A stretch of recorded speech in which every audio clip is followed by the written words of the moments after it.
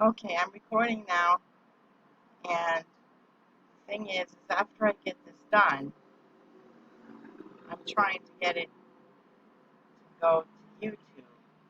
Now, when I did the upload videos to YouTube before, when I just did them on my regular web camera, all I did was, click on the thing on the YouTube thing to upload the video, and then click on the upload the video thing again, and then under select files, it would take me right to where the videos were. When I tried to do that with Screencast-O-Matic, all it took me was to a place where it told me to drag and drop the files, but I couldn't figure out where the files were, how to drag or drop them.